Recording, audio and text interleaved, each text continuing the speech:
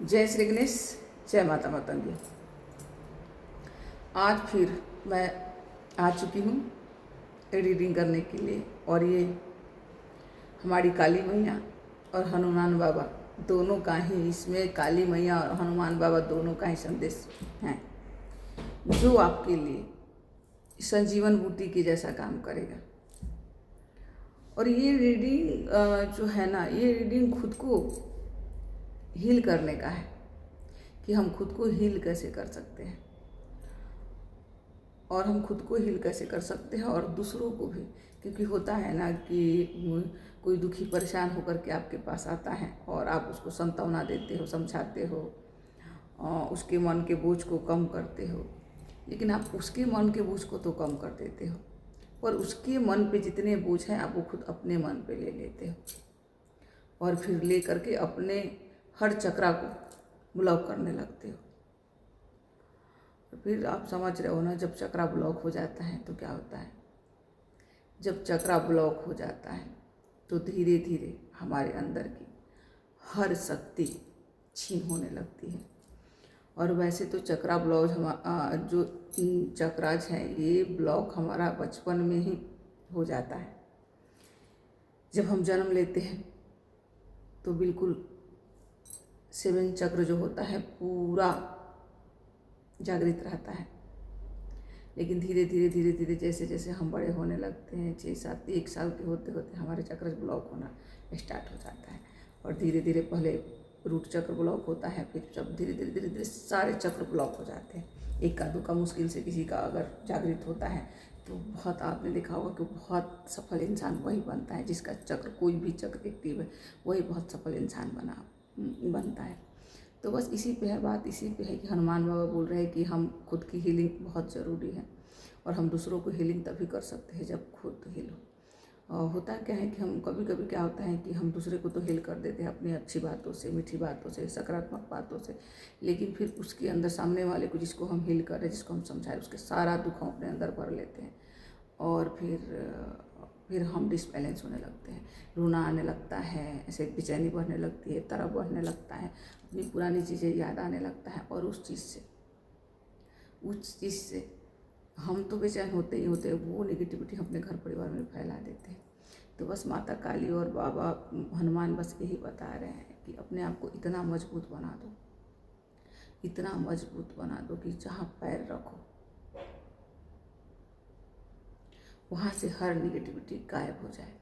ना कि फिर आप दूसरे के नेगेटिविटी को ख़त्म करके खुद को नेगेटिविटी से भर लो, ऐसा नहीं, बल्कि अपने आप को आपको बहुत पावरफुल बनाना है। और ये रीडिंग इसी पे है। देखते हैं कि हमारे हनुमान बाबा हमें क्या बता रहे हैं, क्या समझा रहे हैं, क्या कहना चाहते हैं, और कौन सी मार्ग दे रहे हैं खुद की हीलिंग और दूसरे के हीलिंग के लिए। तो बस अभी यही देखते हैं, और तब तक आप लोग इस रीडिंग से जुड़ने के लिए वीडियो को लाइक कीजिए, सब्सक्राइब कीजिए, और मन ही मन हरे राम हरे कृष्ण का जाप कीजिए। क्योंकि हरे राम और हरे कृष्ण है ना, ये जाप ही नहीं है, यही वो संजीवन बूटी है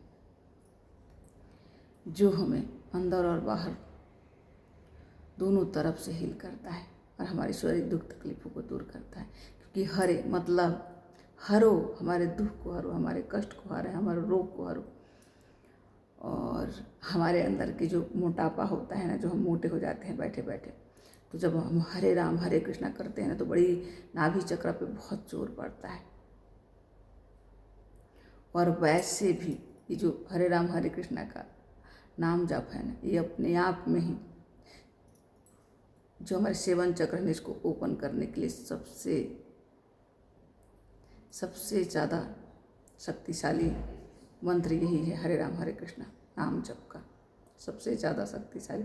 आप समझ लीजिए, कहते हैं ना कि रामबाण, तो ये रामबाण है जो आपके चक्रा को ओपन करेगा, जागृत करेगा। तो बस आप हरे राम हरे कृष्णा बोलते रहिए, और हम रीडिंग की तरफ आगे बढ़ते हैं। जय श्री कृष्ण। हरे राम हरे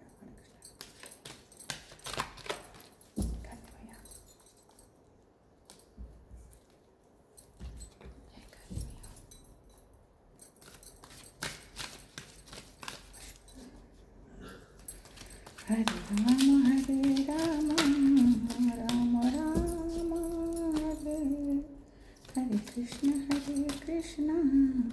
कृष्ण कृष्ण हरे हरे राम हरे राम हरे राम राम राम हरे कृष्ण कृष्ण कृष्ण हरे हरे हरे राम राम राम हरे हरे कृष्ण हरे कृष्ण हरे। ये कार्ड इतना उछल रहा है ना,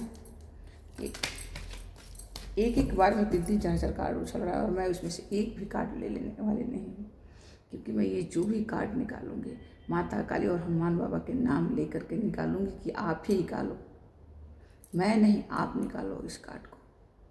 और वही निकालेंगे और देखते हैं कि कौन सा मैसेज दे रहे हैं।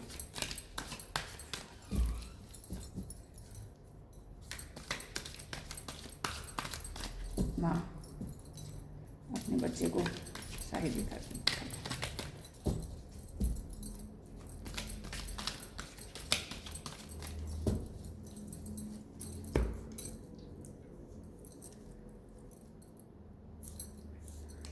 One of cup, tower movement.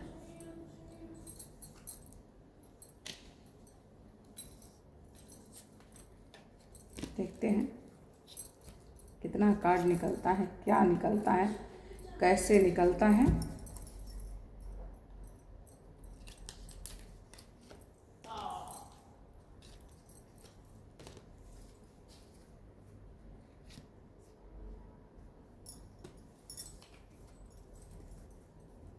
Card निकल चुका है। हमारा पहला कार्ड जो था,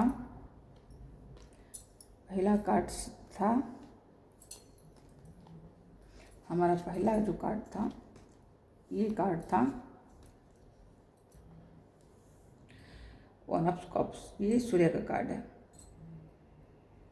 ये कार्ड बता रहा है, ये कार्ड बता रहा है कि आपके जीवन में प्रेम, आत्मविश्वास, आत्मज्ञान,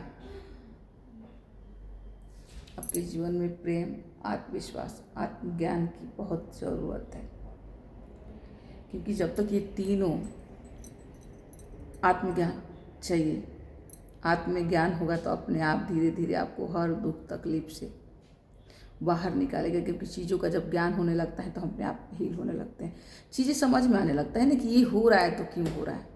जैसे मैंने विश्वामित्र की कहानी में बताया था ना कि जब विश्वामित्र जी को गायत्री मंत्र की रचना करनी थी और करवानी थी, प्रकृति को, नीति को रचना करवानी थी, तो क्या करा था, ऐसा चक्र रचा था जिसमें वशिष्ठ ऋषि के पूरे परिवार की बलि चढ़ा दी गई। और ये तब आया वशिष्ठ जी के समझ में जब गायत्री मंत्र की रचना हो चुका, वो मंत्र जागृत हो चुका, जन कल्याण करने लगा, तब समझ में आया था। तो आत्मज्ञान बहुत ज़रूरी है, क्योंकि जब आपके अंदर आत्मज्ञान बढ़ेगा तो आपके साथ क्या और कब घटित हो रहा है इस चीज़ का बोध होने लगेगा, और क्यों हो रहा है। अगर कुछ घटेगा भी ना तो आप समझोगे ना, आपके साथ कुछ भी ऊंच नीच घटित होता है ना तो आप समझोगे कि ये हुआ है तो क्यों हुआ है, जरूर इसमें कुछ तो संदेश है भगवान का, परमात्मा का, जिसको मुझे लेना है, मुझे धारण करना है, तो इसे मुझे ग्रहण करना है। और उस जैसे आप उस स्थिति में पहुंच जाओगे ना तो सब हर चीज़ अपने आप क्लियर होने लगेगा, अपने आप सब कुछ ऐसा दिखने लगेगा मानो कि कोई आपको टर्च दिखा रहा है।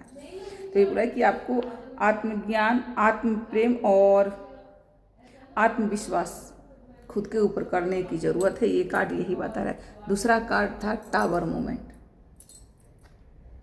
The tower movement. आपको पता है टावर मूवमेंट क्या होता है। टावर मूवमेंट जब आता है ना हमारे जीवन में तो बहुत सारी चीज़ें जो टूटता है, मतलब बदलाव, कोई ऐसी स्थिति जो बहुत भयंकर हो। और कोई भी स्थिति आप समझ लो कि अगर कोई स्थिति आती है ना, बेशक वो भयंकर हो, लेकिन वो हमें कुछ ना कुछ सिखाने के लिए आती है, हमें आगे पर बढ़ाने के लिए आती है। हम एक ही सीढ़ी पे रुक गए हैं, वहाँ ब्लॉक हो चुके, वहाँ से निकालने के लिए आता है। जैसे आप समझ लो कि टावर मूवमेंट, मतलब मैं समझा रही हूँ। जैसे आप समझ लो कि आपको अपने घर में कुछ काम करवाना है, ठीक है, तो जब आप अपने घर में काम करवाओगे तो क्या होगा? परेशानी होगी ना, परेशानी होगी, कुछ ना कुछ होगा। आप 1 हफ्ता 10 दिन जितना बड़ा आपका काम होगा, जितना बड़ा काम होगा उतना ही टाइम लगता है। एक तो ये है। दूसरा कि परेशानी आपकी बढ़ जाएगी, चाहे आप 10 दिन में करवा लो, चाहे 2 दिन में करवा लो, चाहे 15 दिन में करवा लो, चाहे महीना दिन में करवा लो। जब तक आपके घर में काम चलेगा, आप और आपका पूरा परिवार डिस्टर्ब रहेगा। और जैसे काम खत्म हो जाता है एकदम सुकून, है ना, और फिर आपका घर सुंदर हो जाता है। सेम इसी तरह से जब हमारे जीवन में कुछ बदलाव होता है ना, तो उथल पुथल आती है। और अगर आपको कहीं ब्लॉकेज दिख रहा है ना, बार बार किसी चीज़ को आप मतलब नहीं चाहते हो कि हो, लेकिन बार बार वो चीज़ हो रहा है और आप उसको ठीक करने की कोशिश करते हो नहीं पाता है और बार बार, तो आप ये समझ जाइए कि ये प्रभु का, परमात्मा का, ईश्वर का इशारा है आपके लिए कि उस चीज़ को चेंज करने की ज़रूरत है। उस चीज़ को चेंज करने की ज़रूरत है। आप समझ लो, मैं कैसे समझाऊं कि मान लो कि आप किसी जॉब में हो, ठीक है, आप वहाँ बार बार ऑफिस में किसी न किसी से झगड़ा कर लेते हो, लड़ाई कर लेते हो, कुछ ना कुछ, तो यहाँ बताया जाए और आप उसको थोड़ा टाइम के में ठीक कर लेते हो, फिर वही, फिर ठीक करते हो, फिर वही। तो यहाँ कहा जा रहा है कि फिर आपको ये समझने की ज़रूरत है कि ईश्वर का इशारा है कि अब आपको जॉब चेंज करने की ज़रूरत है। ये आपको समझना पड़ेगा, क्योंकि ईश्वर प्रत्येक स्वरूप में आके नहीं समझाता है, ईश्वर इसी तरह से समझाता है। जो भी ईश्वर का संकेत होता है ना, वो इसी तरह से होता है। किसी वीडियो के थ्रू आपके पास जाएगा, किसी रीडिंग के थ्रू आपके पास जाएगा, मतलब किसी बुक खोलने बैठोगे अचानक आपके सामने वो आ जाएगा, मैसेज के थ्रू, मतलब ये इसी तरह से ईश्वर का जो संकेत है ना, जो आपको चाहिए होता है, वो भगवान ऐसे ही भेजता है। बस आपको समझने की ज़रूरत है और उस चीज़ को समझ के आप खुद के ऊपर काम करो, खुद को मजबूत बनाओ। जब आप मजबूत बनोगे ना, आपको खुद के ऊपर विश्वास होने लगेगा ना, तो हर चीज़ जो दिख नहीं रहा है, जो अंदर ही अंदर हमें तोड़ रहा है, जो अंदर ही अंदर हमें उलझा रहा है, वो धीरे धीरे खुलने लगेगा, सुलझने लगेगा और हम आगे परे बढ़ने लगेंगे।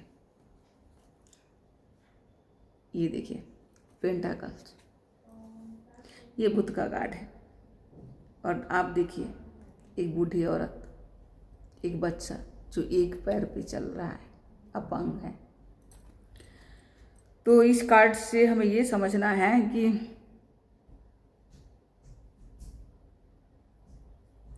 इस कार्ड से हमें ये समझना है कि हमारे अंदर की जो कमी कमजोरियां हैं, इससे हमें बाहर निकलना है। अध्यात्म में दरिद्रता, अध्यात्म के थ्रू हमें इससे ऊपर उठना है, आगे पर निकलना है और अपने अंदर की हर दरिद्रता को अपने से दूर करना है। चाहे हमारे आंतरिक दरिद्रता हो या फिर धन दौलत की दरिद्रता हो, उसको दूर करना है। वो दूर तभी हो सकता है जबकि आपके चक्र जागृत होंगे।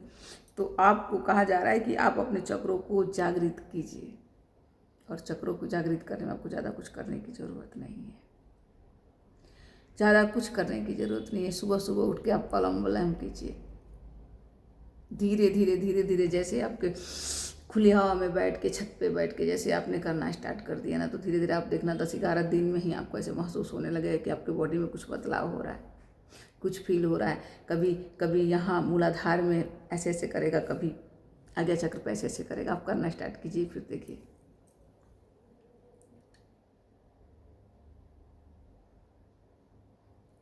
बोल रहा है, ये कार्ड बता रहा है कि आप कठिनाई में तो है, मतलब आप एक पैर से घसीट रहे हैं, अंदर अपने ऊपर बिल्कुल काम नहीं कर रहे हैं। आप ऊपर ऊपर से जो भी चीज़ें हैं ना उसको देख रहे हैं, वो ठीक नहीं हो रहा है, तो आप अंदर ही अंदर घूर रहे हो कि ये क्यों नहीं हो रहा है ठीक। मैं इतना मेहनत करता हूँ, इतना सब कुछ करता हूँ, और कभी कभी मतलब वही है कि लगता है कि स्थिति आपके हाथ से निकल गया है। तो माता यही बोल रही है कि कोई स्थिति आपके हाथ से नहीं निकली, आप जैसे सोच रहे हो वैसा बिल्कुल नहीं है। सब कुछ आपके पक्ष में है, बस आपको समझने की ज़रूरत है। एक चीज़ को पकड़ लोगे, उसी से आपकी नैया पार हो जाएगी। जैसे आपने देखा है ना कि अगर सॉल को उधेरना हो, इधर उधर से कितना भी काट दोगे आपको नहीं उधरेगा, लेकिन अगर सही चीज़ पकड़ में आ जाएगा तो पूरा सॉल उधर जाता है। सेम उसी तरह से एक चीज़ को आपको पकड़ने की ज़रूरत है। अगर आप उसको पकड़ लोगे ना, एक चीज़, सही ढंग से समझ गए और पकड़ लिया तो सब कुछ हील हो जाएगा। और आपका तो होगा ही होगा, आप दूसरों का भी हील करने लगोगे। और अभी का जो प्रॉब्लम है ना कि आप अगर मतलब आप बहुत अच्छे इंसान हैं, आप किसी को हील कर भी देते हैं ना, तो उसके अंदर की जितनी बोझ है ना वो सब कुछ आप अपने ऊपर ले लेते हो। तो वो लेना नहीं है। हील करने का मतलब ये नहीं है कि दूसरे को दुख को आप खुद ले लो, खुद को लेना ही नहीं है। देखो ये कार्ड देख रहे हो आप, ये कार्ड यही बता रहा है कि आप हो, आप किंग ऑफ स्वार्ड्स, आप एक ऐसे इंसान हो, राजा, जो अपनी प्रजा का अच्छे से ख्याल रखता है। आप दुनिया को सुख देने के लिए आए हो, दुनिया को बहुत कुछ देने के लिए आए हो, लेकिन बस वही है कि आप दूसरे को सुलझाने के लिए जाते हो और खुद फंस जाते हो। तो आपसे यही कहा जा रहा है कि अपने को मजबूत करो, दूसरे को बोझ को लेने की ज़रूरत नहीं है। क्योंकि करते क्या हो, आप वहाँ गए, कोई आपके पास आया या आपको बुलाया, आप वहाँ जाते हो और वहाँ उनकी उनकी उनकी जो नकारात्मक शक्तियाँ होती है उन्हें तो आप हील कर देते हो, उन्हें तो आप शांत कर देते हो, ठीक है, संतुष्ट कर देते हो, लेकिन फिर आप बोझ तले लद जाते हो। तो ये कार्ड यही बता रहा है कि ये जो बोझ आप लेके आते हो ना दूसरों से, इसको लेने की ज़रूरत ही नहीं है, इसको लेने की ज़रूरत नहीं है। जब आप दूसरों को समझाते हो या कुछ बताते हो तो वहाँ आप भगवान को, माता को बुलाओ, हनुमान जी को बुलाओ और उनको बोलो कि इनको ज़रूरत है आपकी। और मैं तो मतलब तुच्छ प्राणी हूँ, मैं तो कुछ कर ही नहीं सकता ना। तो आप आइए और आप मेरे थ्रू जो भी ज्ञान देना है, जो भी समझाना है, इनको समझाइए कि इन लोगों की दुख तकलीफ दूर हो और मुझे भी हल्का रखिए, तभी होगा। क्योंकि यहाँ क्या है ना, आप अब खुद से ज़बरदस्ती करते हो, आपको लगने लगता है ना कोई आपके पास दुख परेशानी में तिल मिला के आता है तो आपको लगता है बहुत ज़्यादा ज्ञानी हो, और फिर आप अपना ज्ञान बांटने लगते हो और आप अपना ज्ञान बांटते बांटते इतने खाली हो जाते हो ना कि आपके पास कुछ नहीं बचता। ज्ञान में तो कुछ नहीं बचता, पर वहाँ से आप उठा के जो पोटली ले आते हो, वो निगेटिविटी की पोटली लेके आते हो, और फिर क्या होता है, आपके अंदर की बेचैनी बढ़ जाती है। कभी आपको रोना आता है, कभी आपको गुस्सा आता है, कभी मतलब ऐसा तरफ बढ़ने लगता है। तो यही बोला जा रहा है कि ये गलत है, इससे निकलिए, इससे निकलिए। और इससे निकलने का सीधा और सच्चा रास्ता ये है कि खुद के ऊपर विश्वास कीजिए, आत्मज्ञान बढ़ाइए, अपने अंदर के ज्ञान को बढ़ाइए, चाहे जहाँ से भी मिल रहा है उस ज्ञान को बढ़ाइए। क्योंकि जब आप उस ज्ञान को बढ़ाओगे ना, जब आप उस ज्ञान को बढ़ाओगे ना, तो चीज़ें अपने आप ठीक होने लगेगा, सब कुछ अपने आप ठीक होने लगेगा। देखिए भगवान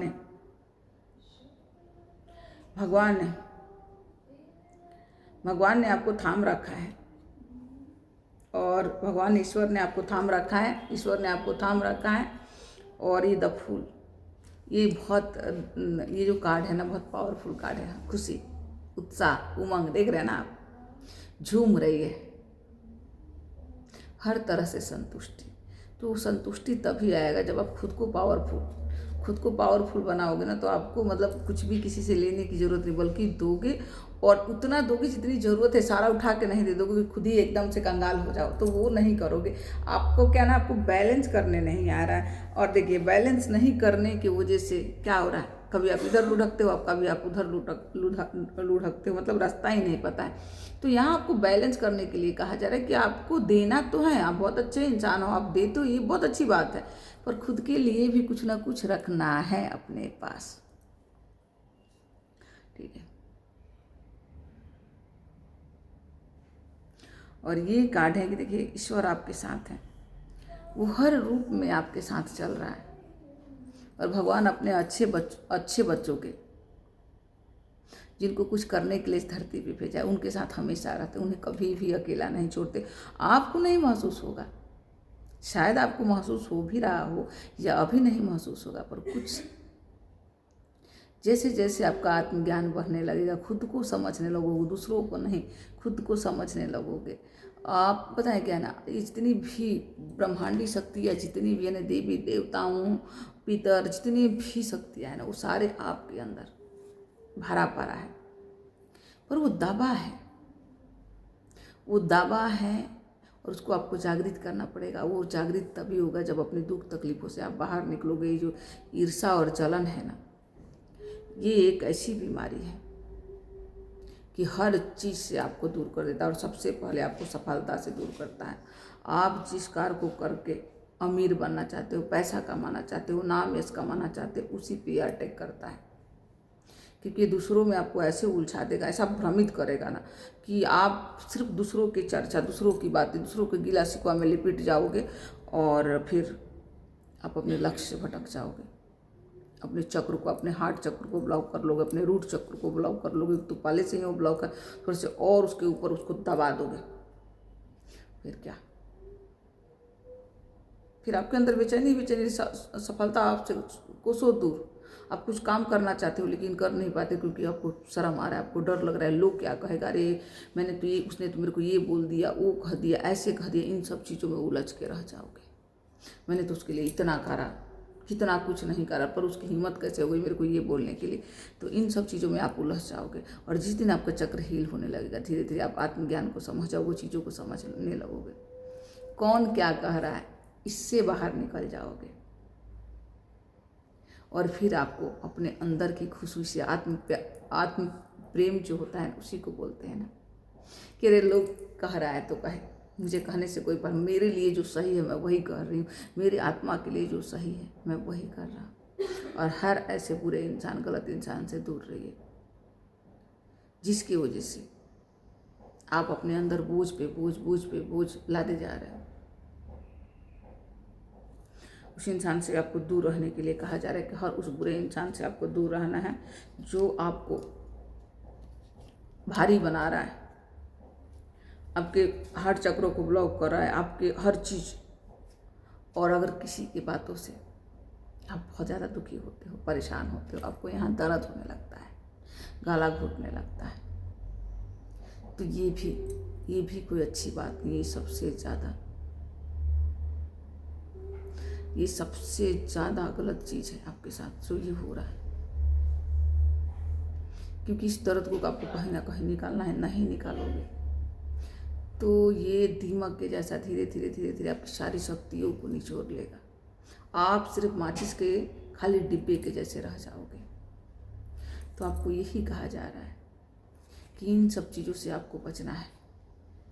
और आप बेचारा तो बिल्कुल ही नहीं हो, तो बेचारा बनने की तो कोशिश नहीं करना है कि भाई मेरे साथ ये हुआ है वो हुआ है, ये सब करने की बिल्कुल ज़रूरत नहीं। क्योंकि अगर आप बेचारा बनोगे तो ईश्वर आपको हमेशा के लिए बेचारा बना देगा। तो बेचारा तो बनना ही नहीं है।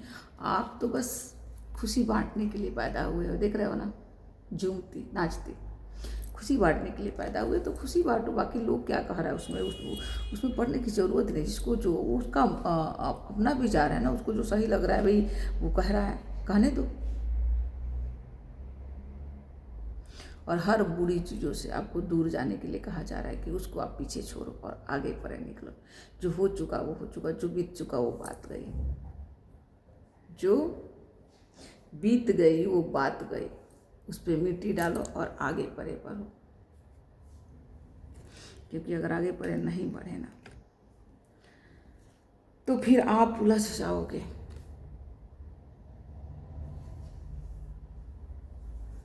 आप उलझ जाओगे। ये देख रहे हो, ये भ्रमजाल है।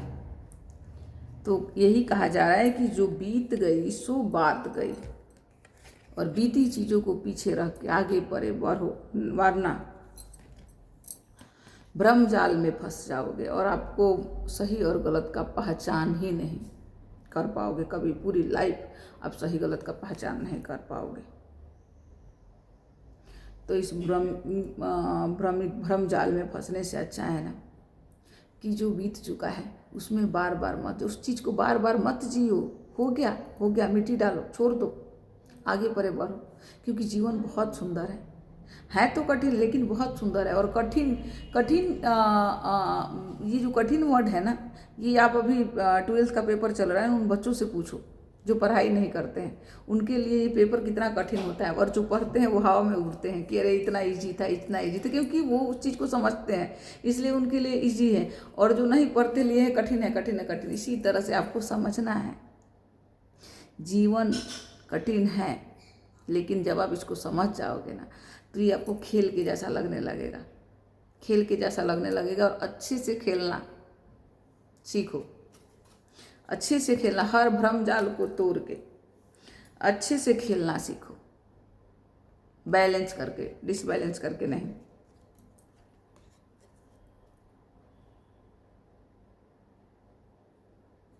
क्योंकि अगर डिसबैलेंस करके खेलोगे तो नकारात्मक शक्तियों का आपके ऊपर हमला होगा, और फिर हमला होगा तो क्या, जब नकारात्मक शक्ति आपके ऊपर हमला करने लगेगा तो फिर क्या,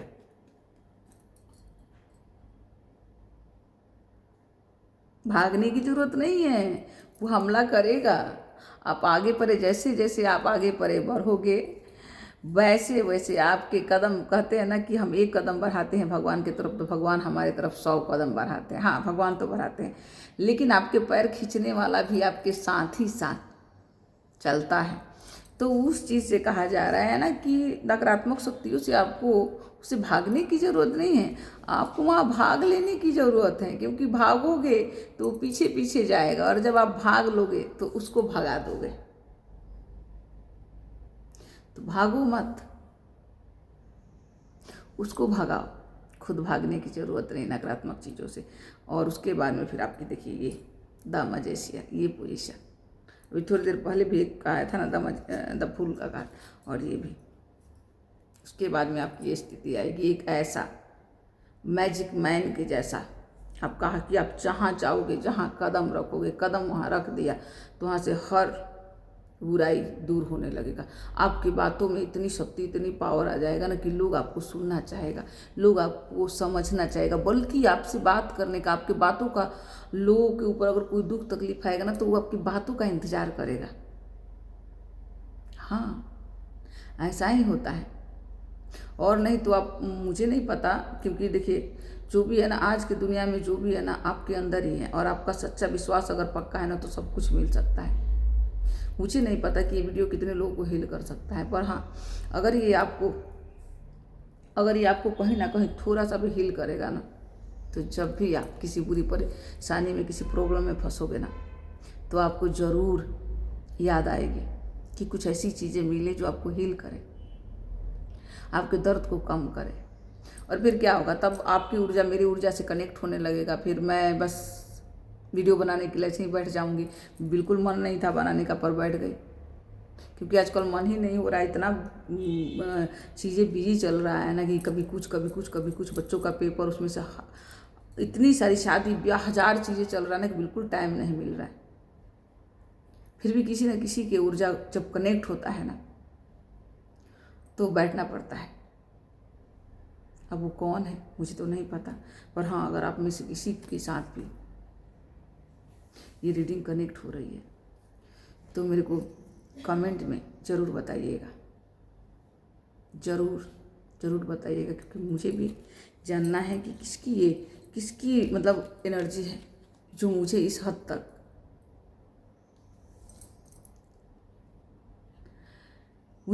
तक फील हुआ कि मैं रीडिंग करने बैठ गई। तो बस यही है, और किसी न किसी ऐसे इंसान की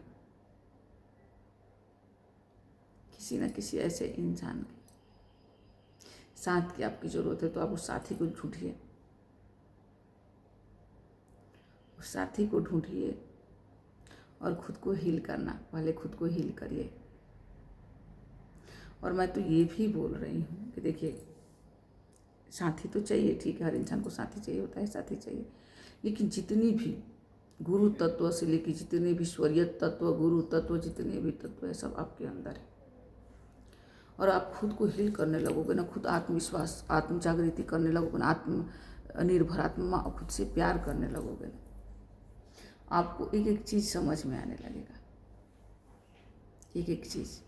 और ये इतना आसान भी नहीं होगा, क्योंकि जब हम किसी काम में कदम बढ़ाते हैं ना तो अड़चनें बहुत पैदा होती है।